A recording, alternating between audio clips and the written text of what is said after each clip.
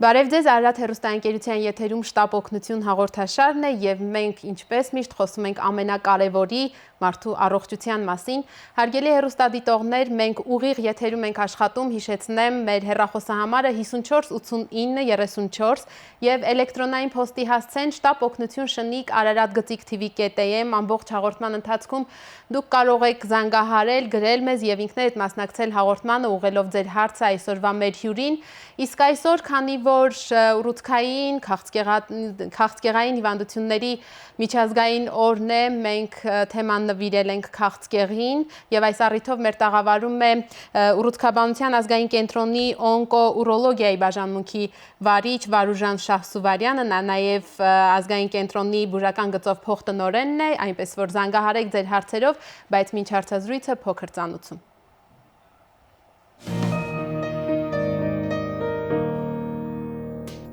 Ոչ վարակիչ հիվանդությունների շարքում աշխարհում ամենատարածվածը սրտանոթայիններից հետո ուռուցքային հիվանդություններն են։ Չնայած բժշկագիտական աշխարհի բազմաթիվ մեծ եւ փոքր նվաճումներին, քաղցկեղը շարունակում է անխնա գրավել աշխարհը։ Առողջապահության համաշխարհային կազմակերպության տվյալներով նման տեմպերով 2030 թվականին քաղցկեղի առաջնային դեպքերը կավելանան 70%-ով։ Դա նշանակում է տարեկան մոտ 22 միլիոն նոր դեպք։ Քաղցկեղի պատճառով մահվան տարեկան դեպքերը 8.2 միլիոնից կհասնեն 13 միլիոնի։ Կտուժեն հատկապես զարգացող երկրները, բայց դա չի նշանակում, որ հիվանդությունից կապահովագրվեն զարգացած երկրների ապահով քաղաքացիները։ Հայաստանում վերջին 10 տարիներին չարորակ նորագոյացությունների հիվանդությունն աճել է 80, մահացության ցուցանիշը 90%-ով։ Դեպքերի ավելի քան 30%-ը կարելի է կանխարգելել։ Որոնք են քաղցկեղի կանխարգելման ամենաարդյունավետ ճանապարհները։ Ինչ ախտանշաններով է ի հայտ գալիս հիվանդությունը։ Ինչպես է ախտորոշվում եւ ինչ ենք հասկանում քաղցկեղի բուժում ասելով։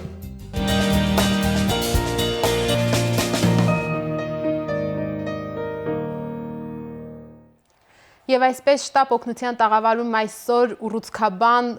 օնկոուրոլոգ Վարուժան Շահսուվարյանն է ուռուցքաբանության ազգային կենտրոնից եւ մենք խոսում ենք ուռուցքային հիվանդությունների մասին, հարգելի հեռուստադիտողներ, եթե ունեք հարցեր, զանգահարեք 54 89 34 հեռախոսահամարով։ Բարև ձեզ բժիշկ։ Շատ շնորհակալ եմ, որ ձեր ժամանակից տրամադրել եք նաեւ մեր հաղորդմանը հյուր գալու համար։ Տեսանյութում ներկայացվեց վիճակագրությունը եւ առողջապահության համաշխարհային կազմակերպության եւ նաեւ Հայաստանի առողջապահության նախարարության այսօր տեղադրած վիճակագրությամբ փաստորեն թվերը փոքր չեն եւ գնալով աճում են, չնայած նրան, որ նաեւ գիտությունն է զարգանում եւ անընդհատ նոր մեթոդներ, նոր դեղորայք է ստեղծվում քաղցկեղի դեմ պայքարելու համար եւ վերջերս մի հոդված, որ շատ տարբեր կարծիքների առիթ հանդիսացավ այն մասին, թե Հայաստանը աշխարհում առաջին տեղն է գրավում ուռուցքային հիվանդությունների տարածվածության առումով։ Դա նախարարությունը կարծես թե հերքեց, դուք որպես մասնագետ, որպես մեր ուռուցքաբանության կենտրոնի փոխտնօրեն, ինչ կասեք, իսկապես մեզ մոտ այդքան զարհուրելի են թվերը։ Նախ շնորհակալություն հրավերի համար։ Խնդրեմ։ Ասեմ ձեր հարցադրման հետ կապված, որ տվյալները պաշտոնական չեն եւ վերլուծությունները պաշտոնական չեն եւ այդ կապակցությամբ ոչ պաշտոնական վերլուծություններին մենք լուրջ վերլուծություն պատասխան չենք կարող տալ։ Տվյալները պետք է հստակեցվեն եւ կրկին ասեմ, որ դրանք պաշտոնական չեն։ Այդ ամեն ինչը հաշվի առնելով տեսանյութից նույնպես պարզ դարձավ, որ աշխարհում զարգացմանը զուգընթաց տեղի ունենում տնտեսական զարգացմանը զուգընթաց տեղի ունենում նաև ուռուցքային հիվանդությունների կտրուկ աճ, Հայաստանը նույնպես աշխարհի թվերից հետ չի մնում եւ տարեկան մոտ մինչեւ 2% հիվանդացության նոր դեպքեր են գրանցվում։ Կարող եմ ասել, որ այդ ամեն ինչը նոր հիվանդացության նոր դեպքերի գրանցումը եւ աճը դա կապված է տնտեսական զարգացումների հետ, նոր նյութերի օգտագործման հետ, եւ ախտորոշման ակտիվացման, այո։ Եվ նաեւ այո, նոր հետազոտության նոր մեթոդների, տեխնոլոգիաների ներդրման հետ կապված, նաեւ այն դեպքերը, որոնք ժամանակին սրանից 10-15 տարի առաջ դեռևս չէին ախտորոշվում եւ վաղ փուլերում չէին ախտորոշվում եւ չէին բուժվում, այդ դեպքերը ներկայումս ախտորոշվում են եւ հիվանդացության աճը, գրանցումը նաեւ դրա հետ է կապված։ Բժիշկ, օրինակ մեր խմբագրությունում, սենյակում այդ թվերը, այդ 80-90%-ը իսկապես խուճապ առաջացրեց մի պահ, մարդիկ 10 տարվա կտրվածքով դա մեծ թիվ է Հայաստանի համար, երբ պատկերացնում ենք, կամ ձեր նշած մոտավորապես 2%-ը մահացության։ Իսկ ավելի մանրամասն տեղեկատվություն այն մասին, թե որ տարիքային խմբերում է ավելի շատ գրանցվում հիվանդության թեկուզ առաջնային հայտնաբերումը կամ հատկապես քաղցկեղային, որ հիվանդությունն է գերակշռում Հայաստանում, չկար, դուք ունեք նման տվյալներ։ Այո, նախ մի փոքր ուղում մտցնեմ, հիվանդացության 2%-անոց աճ է գրանցվում տարեկան ամբողջ աշխարհում հիվանդացության։ Դա լրիվ ուրիշ բանի մասին է խոսում։ Եվ ասեմ, որ Հայաստանը, ինչպես նաև ամբողջ աշխարհը, ունենք առաջի հնգյակում, մենք նույնպես գրանցում ենք այն օրգան համակարգերի ուռուցքային հիվանդությունները, որոնք որ նաև ամբողջ աշխարհում են։ Առաջի տեղում, ինչպես բոլորիս հայտնի է, դա թոքի քաղցկեղն է եւ մահացությունը նույնպես թոքի քաղցկեղից բավականին բարձր թվեր է գրանցվում։ Երկրորդ տեղում կրծքագեղձի քաղցկեղն է, այնուհետև նրանց հետևում են ստամոքսի ուղիղ եւ 5-րդ տեղում մեր ստատիստիկական տվյալները այնպիսին են, որ արյան եւ լիմֆատիկ համակարգի ուռուցքային հիվանդություններն են։ Իսկ ինչը վերաբերվում է նոր դեպքերի գրանցմանը եւ հայտնաբերմանը, միանշանակ եւս մեկ անգամ ուզում եմ շեշտել, որ նոր տեխնոլոգիաների ձեռքբերումը եւ նրանց օգտագործումը հիվանդությունների ախտորոշման գործում հիվանդացության այդ 2%-անոց աճի մեջ մեծ դեր ունի։ Այո, բժիշկ, փաստորեն հիմա շատ ավելի զարգացել է ախտորոշման մեթոդոլոգիան եւ այդ պատճառով էլ թվերը ավելի մեծանում են, նաեւ այդ պատճառով։ Իսկ ինչ կասեք ծագումնաբանության ուսումնասիրության ճյուղի մասին։ Հիմա ավելի հստակ են ուռուցքային հիվանդությունների պատճառները եւ ամենաշատը որ խմբերի մեջ են դրանք ներառվում։ Ասեմ, որ ուռուցքային հիվանդությունների զարգացման գործում կոնկրետ մեկ պատճառ գոյություն չունի, բազմապատճառային է եւ այդ պատճառով նրանց հիվանդությունների բուժման հետ կապված նույնպես դժվարություններ կան եւ հայտնաբերման եւ կանխարգելման իմաստով։ Պատճառագիտության մեջ արտաքին միջավայրի անբարենպաստ գործոններն են, օրինակ քիմիական նյութերի հետ, անելինային ներկերի հետ աշխատողների մոտ բավականին մեծ թվեր են գրանցում այս կամ այն օրգան համակարգերի, գենետիկական նախատրամադրվածությունը որոշ ուռուցքային հիվանդությունների գործում շատ կարևոր նշանակություն ունի, կա նաև վիրուսային տեսությունը եւ բազմապատճառ է։ Մի խոսքով չի կարելի ասել, որ այս կամ այն պատճառը եթե վերացնենք ուռուցքային հիվանդություններ եւ կոնկրետ մարդու ապրելակերպի հետ կապված վերջապես կարող ենք ասել, որ բազմաթիվ վնասակար սովորություններ, օրինակ ծխելը եւ այլն, դրանք նույնպես մեծ նշանակություն ունեն հատկապես նախատրամադրված օրգանիզմներում ուռուցքային հիվանդությունների զարգացման գործում։ Այո, եւ այդ ապրելակերպի պատճառները կարծես հենց անմիջականորեն որպես հետևանք բերում են նրան, որ վիճակագրության մեջ նշվում է, որ հենց զարգացող երկրներն են հայտնվում թիրախում եւ ավելի ապահով կյանքով ապրողները կարծես չնայած նշվում է առողջապահության համաշխարհային կազմակերպության էջում այսօր նշել էին, որ բայց նրանք էլ ապահովագրված չեն։ Միանշանակ նրանք էլ ապահովագրված չեն, հատկապես շեշտվում է զարգացող երկրների, սակայն մենք կարող ենք ասել, որ այնպիսի հիվանդություններ, այնպիսի ուռուցքային հիվանդություններ, օրինակ ինչպիսիք են շագանակագեղձի քաղցկեղը, ամորձու քաղցկեղը, ձվարանների քաղցկեղը, զարգացած երկրներում նրանք նույնպես շատ բարձր տոկոս են կազմում եւ օրինակ այնպիսի երկիր ինչպիսին է Ամերիկայի Միացյալ Նահանգները, որտեղ առողջապահությունը կարծես թե բավականին բարձր մակարդակի եւ հիմքերի վրա է դրված, առանձին քաղցկեղի տեսակներով նրանք շեշտակի աճ են գրանցում, իրենց հիվանդացության շեշտակի աճ են գրանցում եւ եւս մեկ անգամ ուզում եմ շեշտել, որ աշխարհում քաղցկեղային հիվանդությունների հիվանդացության աճ է գրանցվում։ ապահովագրված լինել իհարկե հնարավոր չէ։ Այո, դուք նշեցիք, որ օրինակ որոշակի նյութերի ազդեցությամբ հնարավոր է, որ մարդու մոտ առաջ գա որևէ հիվանդություն այդ խմբից։ Որքան ժամանակ է հարկավոր, որ այդ արտաքին գործոնի ազդեցությունը կամ թեկուզ ներքին գործոններից մեկի ի վերջո արտահայտվի որպես նման հիվանդություն։ Դա ասենք թե տվյալ արտադրամասում աշխատող մարդու մոտ կարող է միանգամից արտահայտվել, հիվանդությունը սուր ընթացք ունենա, թե երկար տարիների հետևանքերի։ Հասկանալի է հարցը, շատ կոնկրետ այդպիսի պրոգնոզներ անել ուղղակի հնարավոր չէ, բայց քիմիական նյութերի օրինակ անիլինային ներկերի հետ աշխատող մարդիկ բավականին երկար նույն գործոնի անընդհատ ազդեցության պայմաններում կարող է զարգան ժամկետը նշել հստակորեն հնարավոր չէ։ Ուղղակի պետք է հնարավորինս վերացնել արտաքին անբարենպաստ գործոնների ազդեցությունը կամ օրինակ ծխողների մեջ թոքի քաղցկեղի ծխող մարդկանց շրջանակներում թոքի քաղցկեղի հավանականությունը բավականին բարձր է եւ ժամկետների իմաստով ուղղակի դժվար է պրոգնոզներ անել։ Երկարատև ազդեցությունը գործոնի ազդեցությունը կարող է բերել թոքի քաղցկեղի օրինակ ծխողների մոտ։ Այո, եւ դա մեկ անգամ էլ հիշեցնենք մեր հեռուստադիտողներին, որ ուղակի ասվող խոսքեր չեն, որ ծխելը վնաս է, ծխելը բերում է քաղցկեղի։ Խնդրում եմ ասեք, թե որոնք կարող են հանդես գալ որպես ամենաառաջին ախտանշաններ եւ առողջապահության կազմակերպիչները եւ պրակտիկ բժիշկները անընդհատ մեր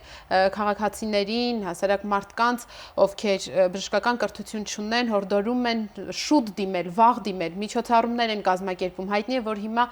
նախարարության ծրագրերի մեջ է սկրինինգային ծրագիրը քաղցկեղի կանանց եւ տղամարդկանց մոտ հայտնաբերման, բայց այնուամենայնիվ, երբ մարդը որևէ բողոք չունի, դժվար թե նրա մտքով անցնի գնալ սկրինինգի մեջ ներառվել ինքնակամ, որոնք կարող են նրան այն առաջին ախտանշաններ, որ տանեն դեպի ուռուցքաբանի կաբինետ ստուգման լինել։ Շատ լավ, ուրեմն տարբեր օրգան համակարգերի հետ կապված կարող են լինել գանգատներ, որոնք շատ հաճախ մեր ազգաբնակչությունը ուղղակի անուշադրության են մատնում եւ ունենալով այս կամ այն գանգատը, որը որ դեռևս կյանքի որակի վրա չի ազդել, չեն դիմում բժիշկների, չեն դիմում առաջնային օղակում հետազոտման նպատակով, օրինակ ես լինելով օնկոուրոլոգ ասեմ, որ շագանակագեղձի քաղցկեղի հետ կապված 40-45 տարեկանից սկսած որոշ երկրներում տարին մեկ անգամ մարդիկ առանց որևիցե գանգատի պետք է լինեն ուրոլոգի մոտ, կատարվի մի քանի շատ քիչ ժամանակատար եւ քիչ ծախսատար հետազոտություններ, որոնք կարող են դեռ նորը սկսվող քաղցկեղի ժամանակ ունենանք ինֆորմացիա եւ հետազոտությունները խորացնելուց հայտնաբերենք առաջի երկրորդ փուլերում, որի բջջային մակարդակով, անգամ բջջային մակարդակով գոյություն ունեն ներկայումս բազմաթիվ տեղակայումների ուռուցքների համար օնկոմարկերներ, ուռուցքային մարկերներ, որոնք որոշում են արյան մեջ էլեմենտար հետազոտություն ընդամենը մի քանի ժամ պահանջող, պատասխանը ստանալու իմաստով եւ կողմնորոշող տեստեր են, որից հետո բժիշկը հնարավորություն է ունենում վաղ փուլերում հայտնաբերել եւ օրինակ կարող եմ ասել շագանակագեղձի քաղցկեղի դեպքում առաջի երկրորդ փուլերի ժամանակ արմատական վիրաբուժական մոտեցման պարագայում մենք ունենում ենք լիարժեք առողջացում եւ ընդհանրապես հիվանդները կարող են մոռանալ իրենց հիվանդության մասին, ոչ թե կարող են, այլ ընդհանրապես մոռանում են իրենց հիվանդության մասին։ Նույնը վերաբերվում է օրինակ գինեկոլոգիական հիվանդություններին, նույնը վերաբերվում է կրծքագեղձի, որը որ շատ հեշտ շոշափվում է եւ հետազոտման մասին ինքնահետազոտման եղանակով անգամ կանայք կարող են հայտնաբերել այս կամ այն շոշափման միջոցով եւ դիմել ժամանակին ու հայտնաբերել, որի հետևանքով միանշանակ բժիշկները անդադար դրա մասին են խոսում, վաղ փուլերում հայտնաբերելու դեպքում լիարժեք առողջացման հնարավորություն կա, այնպես որ կրկին ուզում եմ կրկնել այն խոսքը, որ դա դատավճիռ չէ, ուղղակի պետք է հայտնաբերել գանգատների դեպքում ամենաէլեմենտար գանգատների դեպքում դիմել, վաղ հայտնաբերման դեպքում լիարժեք առողջացման հնարավորությունները փաստել, որոնք որ մեր առողջ հիվանդները կարող են դες փաստել։ Բժիշկ, պատասխանենք հեռուստադիտողի հարցին։ Նա գրում է, խնդրում եմ ասեք, եթե իմ պապիկը մահացել է քաղցկեղից, անպայման է, որ դա փոխանցվի նաև սերունդներին, թե հնարավոր է մենք այդ հիվանդությունը չունենանք, վախի հերթական արտահայտությունը երևի թե բնական է։ Բնական է, բայց ասեմ հետևյալը, կան հիվանդություններ, որոնք ուղղակի ունեն ժառանգական նախատրամադրվածություն, հատկապես նշված չէ, որ օրգան համակարգի հետ է կապված, չի նշել։ Միանշանակ ասեմ, որ միայն այդ փաստը մեջբերելով միանշանակ կարող ենք ասել, որ անհնար է ուղղակի ձեր մտահոգությունը կիսել։ Կան հիվանդություններ, որոնց առաջացման գործում կա ինչ որ չափով շատ փոքր տոկոսով ժառանգական նախատրամադրվածություն։ Ձեր դեպքում կարող եմ ասել, որ հանգիստ եղեք, ուղղակի օրգան համակարգը չեք նշել, որ օրգան համակարգի մասին է խոսքը։ Այո, եթե շատ է անհանգստանում, գուցե գնա եւ կանխարգելիչ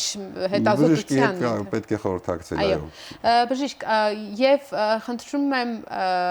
մեկ անգամ եւս հիշեցնենք, եթե ինչ տիպի բողոք է ունենում մարդը, դա կարող է հուշել ուռուցքային հիվանդության մասին։ Այո, միտքս շարունակեմ, ասեմ, որ Հայաստանի Հանրապետությունում միզապարկի քաղցկեղը 6-րդ տեղն է գրավում իր հաճախականությամբ եւ միզապարկի քաղցկեղի դեպքում հաճախ հիվանդները կարող են ունենալ այնպիսի գանգատներ, ինչպիսիք են արյունամիզությունը, էպիզոդիկ թեկուզ, մեկ անգամ կարող է լինել եւ այլևս չհանդիպել, այրոցներով միզարձակությունը, կարող է լինել հաճախամիզություն, հատկապես հիվանդներին շատ ժամանակ դա չի անհանգստացնում, բայց գանգատներ են, որոնք նոր սկսվող քաղցկեղի դեպքում կարող են լինել շատ կարևոր եւ հետազոտման ընթացքում հայտնաբերվի քաղցկեղը եւ ամենաէլեմենտար, ամենափոքր ինվազիվ միջամտության եղանակով հիվանդը ընդհանրապես ձերբազատվի քաղցկեղից։ Երբ միզապարկի մասին ենք խոսում, ուրեմն սեռը նշանակություն չունի, որովհետև երբ օնկոուրոլոգիայի մասին է խոսքը գնում, մարդիկ, չգիտես ինչու, առաջին հերթին տղամարդկանց առողջության մասին են մտածում, բայց կանայք նույնպես կա վիճակագրություն, թե ուրոլոգիական խնդիրներով ինչ վիճակ է Հայաստանում։ Հատկապես ասեմ, այո, եւ կանայք եւ տղամարդիկ միզապարկի քաղցկեղով հիվանդանում են, սակայն տղամարդկանց մոտ շատ ավելի շատ է հանդիպում միզապարկի քաղցկեղը, կարևոր նշանակություն ունի այդ գործում տղամարդու անատոմիան, ինչպես նաև ծխելու ֆակտորը, որ կոնկրետ միզապարկի դեպքում շատ մեծ նշանակություն ունի ծխողների մոտ, հայտնաբերվում է շատ ավելի շատ անգամ, քան չծխողների մոտ։ Կանանց մոտ նույնպես հանդիպում է, բայց նրա հաճախականությունը համեմատած տղամարդկանց հետ շատ ավելի ցածր է։ Այստեղ միանշանակ եւ կանայք են հիվանդանում եւ տղամարդիկ։ Երիկամի վիրուսների հետ կապված կարող եմ ասել, որ հաճախ բավականին կազուիստիկ ընթացք ունի եւ հիվանդները հաճախ հայտնաբերում են հիվանդությունը այս կամ այն գանգատներով, այլ գանգատներով բժշկի դիմելու եւ պատահական հետազոտման ժամանակ, որովհետեւ նրա բողոքներ չեն լինում, բողոքներ որոշ դեպքերում կարող են չլինել եւ հաճախ պատահական հայտնաբերված դեպքերում կարող եմ ասել, որ վերջին տարիներին այդ պատահական հայտնաբերված դեպքերը բավականին շատ են, քանի որ սոնոգրաֆիկ, ամենաէլեմենտար սոնոգրաֆիկ հետազոտման մեթոդը բավականին լայն տարածված է արդեն Հայաստանի Հանրապետությունում, բոլոր մարզերում նույնպես առաջնային օղակները ամբողջությամբ աշխատում են այդ մեթոդով եւ առաջի երկրորդ փուլում, եթե սրանից 10-15-20 տարի առաջ մենք հիմնականում հայտնաբերում էինք երրորդ, չորրորդ փուլում, վերջին տարիների ընթացքում առաջի երկրորդ փուլում հայտնաբերված երիկամի քաղցկեղը շատ ավելի մեծ թիվ է կազմում, քան երրորդ, չորրորդ փուլերում եւ միանշանակ ժամանակին վիրահատական բուժման ենթարկված հիվանդները ընդհանրապես մոռանում են իրենց հիվանդության մասին։ Այդպիսի դեպքեր նույնպես հանդիպում են։ Դուք նշեցիք, որ կան մարկերներ, որոնք նույնիսկ պերիֆերիկ արյան միջոցով հնարավոր է թույլ տան, որ հայտնաբերվի ուռուցքային խնդիրը եւ նաեւ սոնոգրաֆիան, որ այդքան տարածված է եւ յուրաքանչյուր բժշկական հիմնարկում մարդը կարող է ստանալ պատասխան, բայց կան այնպիսի սպეციფიկ ուռուցքաբանական ախտորոշման հետազոտություններ, որ օրինակ միայն ազգային կենտրոնում է կատարվում եւ այդ ախտորոշման հստակությունը շատ գաղտնիք չէ, որ այն մարդիկ, ովքեր բախվում են նման խնդրի, պարտադիր ուզում են ունենալ երկրորդ բժշկի կարծիք, գուցե երրորդ, արտասահման են ուղարկում իրենց հետազոտությունների արդյունքները կամ աշխատում են այնտեղ նույնպես հետազոտվել եւ երևի թե շատ գովելի է, որ լսում ենք հաճախ, որ մեր բժիշկների կատարած հետազոտությունների ստացած արդյունքները չեն հերքվում, հաստատվում են նաև արտասահմանյան բարձրակարգ կլինիկաներում։ Ինչ զինվածություն ունի, ինչպես ենք մենք զինված այս առումով այսօր։ Ուրեմն ասեմ, որ Ուռուցքաբանության ազգային կենտրոնում վերջին մի քանի տարիների ընթացքում եւ տնօրինության եւ նախարարության ջանքերով վերջին սերնդի հետազոտման սարքավորումներ են ձեռք բերվել, բավականին ժամանակակից սոնոգրաֆիկ ապարատներ, թվային ռենտգեն հետազոտության ապարատ, ասեմ, որ մեր կենտրոնում կոնկրետ օնկոուրոլոգիական բաժանմունքում տեղադրված է միզապարկի քաղցկեղի ֆլուորեսցենտային ախտորոշման միակ սարքը հանրապետությունում, թերևս առայժմ միակ, որը հնարավորություն է տալիս շատ վաղ փուլերում անգամ երբ որ սոնոգրաֆիկ հետազոտությունը կարող է դեռևս ախտորոշում չունենալ, բոլոր հարթ ուռուցքների ժամանակ հայտնաբերել եւ վաղ փուլերում հեռացնել, այսինքն մինչեւ առաջին փուլ հասնելու ժամանակահատվածում, ինչը վերաբերվում է այնպիսի տպավորություն է բժիշկ, որ ով հետազոտվի կհայտնաբերվի։ Եթե այդ հարթ փուլերը բացարձակ ձեր հետ համաձայն չեմ, որովհետև ուռուցքային հիվանդությունները այնպես չի, որ բոլորի մոտ հայտնաբերվում է եւ ընդհանրապես օրինակ միզապարկի քաղցկեղի հետ կապված կարող եմ ասել ամբողջ հանրապետությունում 14 թվականի տվյալները 360-370 դեպք է հայտնաբերվել եւ բոլոր փուլերում իրար հետ միասին վերցրած եւ եթե օրինակ 95 թվականին 3-4 փուլերում հայտնաբերվում էր միզապարկի քաղցկեղի մոտ 70%-ը, այժմ պատկերը միանշանակ փոխվել է եւ 65-70% դեպքերում հայտնաբերվում է առաջին, երկրորդ փուլերում եւ բնականաբար բուժման արդյունքները արդյունավետությունը որակապես տարբերվում է սրանից 15-20 տարի առաջ կատարված արդյունքներից։ Այո, եւ անցնենք նաեւ բուժմանը, հենց ձեր բնագավառում, հա, օնկոուրոլոգիայում, երբ օնկոլոգիական խնդրի մասին խոսում ենք, կարծես թե առաջին ասոցիացիան միանգամից վիրահատությունն է լինում, որ կտրեն հեռացնեն տվյալ օրգանը կամ օրգանի այն հատվածը, որը ախտահարված է, բայց կան նաեւ այլ միջոցներ, խնդրում եմ ներկայացրեք։ Ասեմ, որ Ուռուցքաբանության ազգային կենտրոնը այսօր հանրապետությունում այն միակ կենտրոնն է, որտեղ կատարվում է համակցված կոմբինացված բուժում, ինչ է դա նշանակում, բացի վիրահատական բուժումից գոյություն ունի նաև քիմիոթերապիա եւ ճառագայթային բուժում, իմունոթերապիա, միայն այս բոլոր մեթոդների համատեղ կիրառման դեպքում մենք կարողանում ենք ունենալ միանշանակ որակապես այլ արդյունքներ։ Ասեմ, որ Ուռուցքաբանության ազգային կենտրոնում բացի վիրահատական բուժումներից տպավորությունը այնպեսին է, որ միայն վիրահատական է, բայց այդպես չէ։ Լինում են դեպքեր, երբ որ հիվանդությունը ախտորոշում է որոշ ուշ փուլերում, ասենք 3-4 փուլերում, քիմիոթերապիայի եւ ճառագայթային բուժման արդյունքում կարողանում ենք ուռուցքի չափերը փոքրացնել, հասցնել վիրահատելի իրավիճակի, որից հետո վիրահատություն է կատարվում, ապա նորից շարունակվում է քիմիոթերապիայից հետո վիրահատություն։ Վիրահատություն եւ այնուհետեւ նույնպես քիմիոթերապիան շարունակվում է եւ միանշանակ լավագույն արդյունքներ է ստացվում այս պարագայում։ Նույնը ճառագայթային բուժման մասին կարող եմ ասել, վերջին 1-1.5 տարվա ընթացքում կենտրոնում արդեն գործում է ճառագայթային բաժանմունքում շվեդական Էլեկտա ֆիրմայի ճառագայթային բուժման ապարատը արագացուցիչով, որը եռաչափ կոնֆորմալ տարածական հնարավորություն է տալիս ուռուցքը ճառագայթել ոչ թե ամբողջ դաշտով հարևան օրգանները վերցնելով դաշտի մեջ եւ առաջացնելով այլ օրգանների վնասվածքներ ճառագայթային բուժման հետևանքով, այլ ճառագայթարել, այո, միայն ուռուցքը իր սահմաններով, ոչ թե սահմաններից դուրս։ Հաջողվում է շատ լավ օգտագործել այդ սարքը։ Միանշանակ եւ որակապես լրիվ այլ արդյունքներ ենք մենք ստանում այդ բոլոր մեթոդների համատեղ կիրառման պայմաններում։ Բժիշկ, այդ համատեղությունը պարտադիր է, այսինքն հնարավոր է, որ մի հիվանդը վերջացնի իր բուժումը միայն վիրահատությամբ, իսկ մյուսը միայն քիմիոթերապիա անցնի եւ վերջ, թե պարտադիր է, որ քիմիոթերապիայից հետո ճառագայթում անցնի եւ հնարավոր է, որ միայն ճառագայթումով հարցերը լուծվեն։ Այո, հնարավոր է, կան տարբեր օրգան համակարգերի քաղցկեղներ, որոնց անհրաժեշտ է միայն վիրահատական բուժում, օրինակ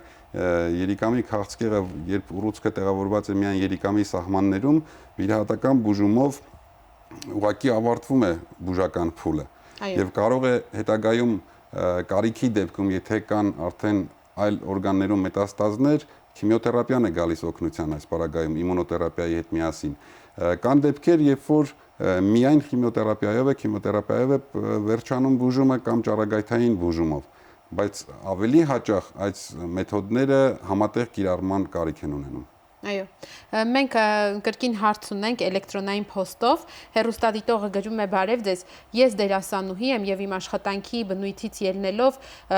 գրեթե ամեն օր ստիպված եմ կոսմետիկ միջոցներից օգտվել եւ հատկապես վախենում եմ մազերի լաքերից։ Այդ աերոզոլային նյութերը հնարավոր է քաղցկեղածին ազդեցություն ունենան։ Ներկայումս կենցաղում քիմիական նյութերի լայն կիրառումը իհարկե անհանգստացնող է, սակայն մաքսիմալ մարդիկ արտադրություն կազմակերպողները հնարավորինս կարողանում են զերծ պահել վնասակար նյութերի հատկապես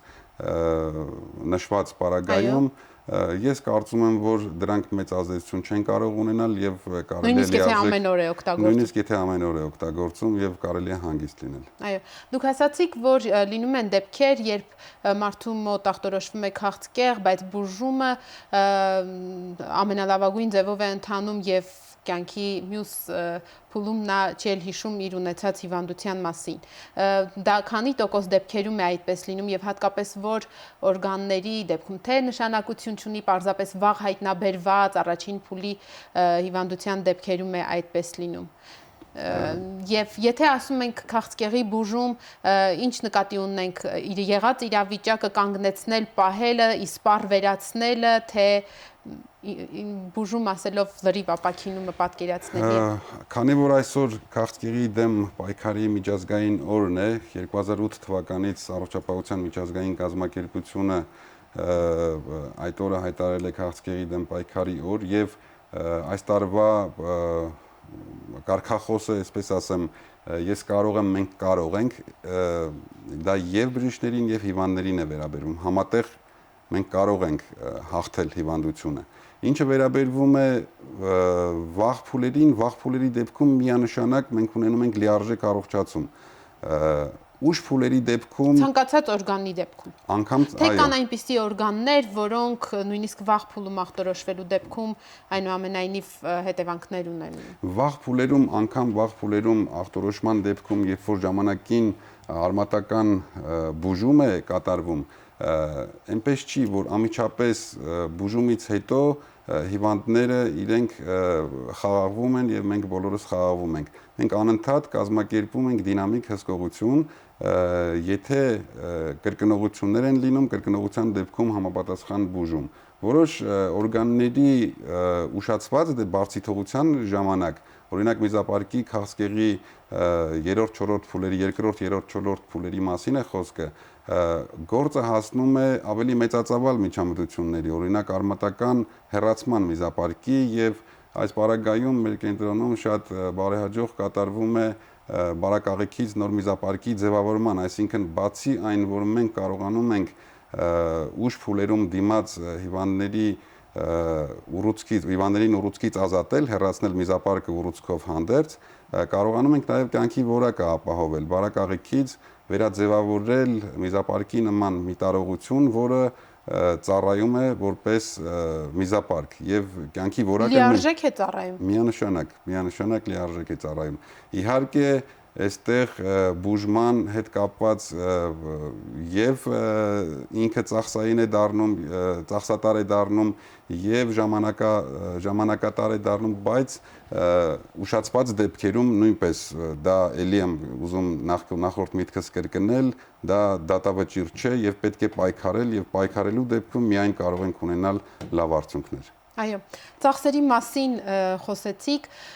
երբ մարդու մոտ Հայաստանի Հանրապետության քաղաքացու ի հայտ է գալիս նման խնդիր եւ նա գալիս է հենց ուռուցքաբանության ազգային կենտրոն։ Ինչի համար է նա վճարում ազգային կենտրոնում եւ ինչի համար իրավունք ունի չվճարելու եւ օգտվելու պետական պատվերից։ Ուրեմն ասեմ, որ այսօր Հայաստանի Հանրապետությունում ուռուցքային հիվանդությունների հետ կապված այն բոլոր հիվանդները, որոնք որ սոցիալապես անապահով խավին են եւ սոցիալական այդ փաթեթի մեջ են, ցանկի մեջ են գտնվում, օրինակ հաշմանդամները, օրինակ Փարոսի այդ 30-ից, Փարոսի 30 եւ ավել բալ ունեցողները, նրանք միանշանակ օգտվում են լիարժեք անվճար սպասարկումից։ Այնպես ինչպես մյուս հիվանդությունների դեպքում,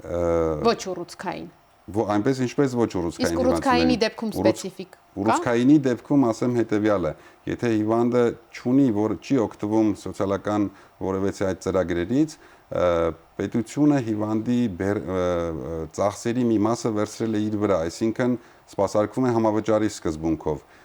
Ծախսերի մի մասը վճարում է պետության կողմից, մյուս մասը վճարում է հիվանդի կողմից։ Նույնը վերաբերում է եւ քիմիոթերապիային եւ ճառագայթային բուժմանը եւ նաեւ վիրաբուժությանը։ Այնպես որ Ինչպես են որոշվում այդ մասերը, դրանք ստանդարտ են, թե ամեն հիվանդի դեպքում քննարկվում է առանձին։ Ոչ,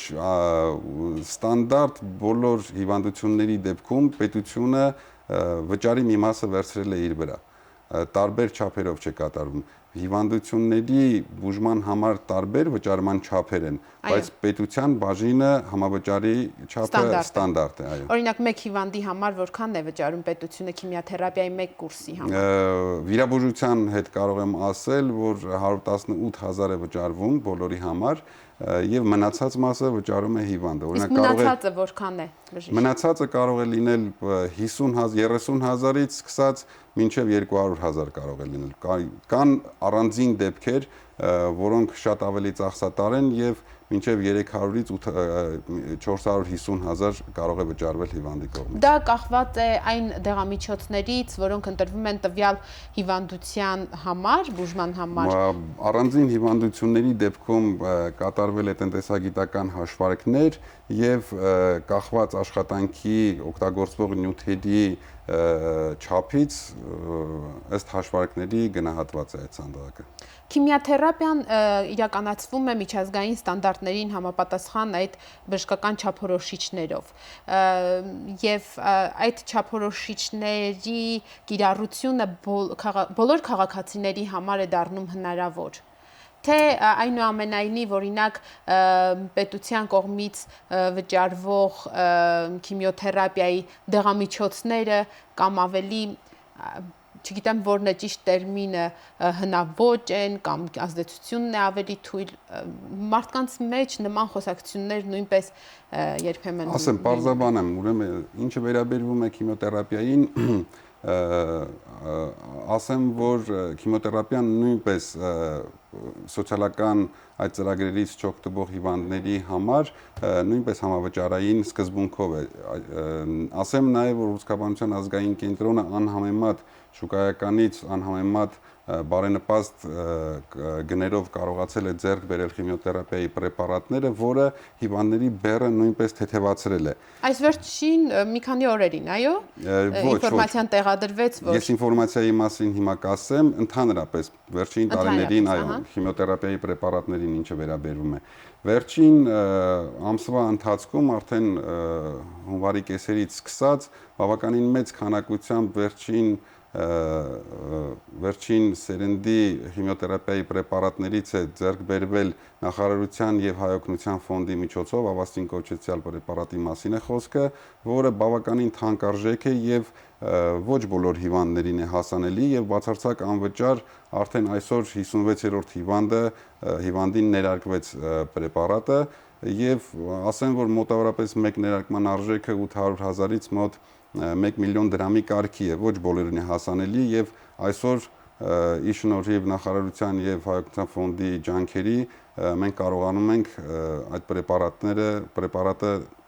պրեպարատներով օգտակար լինել 56 հիվանդ որքան ժամանակահատվածում արդեն օգտվեց դրանից։ Հունվարի սկզբից մինչև այսօր ներառյալ։ Այո, եւ այդ ծրագիրը որքան ժամանակի համար է նախատեսված, այսինքն ընդհանուր առմամբ որքան մարդ կարող է օգտվել։ Ծրագիրը խոստանում է լինել շարունակական մինչև հուլիս ամիսը այս պահից սկսած մենք ապահոված ենք դրանով, բայց ծրագիրը խոստանում է լինել շարունակական եւ ոչ միայն այս պրեպարատի մասին է խոսքը, ցանկում կան էլի պրեպարատներ, որոնց հետ կապված ներկայումս աշխատանքներ են տարվում եւ կարծում եմ, որ 1-2 ամսվա ընթացքում ավելի հստակություն կլինի։ Այո, մենք ունենք կրկին հարց էլեկտրոնային փոստով Հեռուստադիտողը գրում է շնորհակալություն այդքան մանրամասն ներկայացնելու համար, խնդրում եմ ասեք ձեր նշած այդ լավագույն պրեպարատները քիմիոթերապիայի նույնպես որպես հետևանք ընթացքում քիմիոթերապիայի թողնում են մազաթափությունը, թե հնարավոր է մի այնպիսի պրեպարատ ընտրվի, որ այդ երևույթը չլինի։ Հասկանալի է հարցը, ասեմ, որ միանգամից ուղղակի կան օրգան համակարգեր, նրանց ուռուցներ, օրգան համակարգերի ուռուցներ, որոնց դեպքում քիմիոպրեպարատները ուզենք թե չուզենք կարող են առաջացնել մազաթափություն, բայց միանգամից փարատեմ ձեր մտահոգությունը, որ այդ մազաթափությունը ժամանակավոր է եւ հետագայում վերականգնվում է մազածածկ տարածքները եւ կան լոկալիզացիաներ, որոնց դեպքում ուղղակի օգտագործվող քիմիոպրեպարատները չեն առաջացնում մազաթափություն, այսինքն պարտադիր չի լսել քիմիոթերապիա անունը եւ պատկերացնել, որ մազաթափությունը պետք է պարտադիր լինի։ Հիմնականում չի լինում, քան թե լինում է, այնպես որ դա պարտադիր չէ։ Այո, ձեր խոսքի սկզբում դուք անդրադարձաք հոգեբանական իրավիճակին եւ նաեւ նշեցիք, որ այս տարվա կարգախոսը մենք միասին արտահայտություն, այո, ես կարող եմ, մենք կարող ենք, ինչ եք այսօր արել որպես ազգային կենտրոն,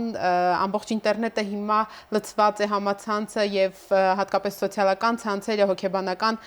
կազմակերպության մասին, որ բժիշկներն իրենց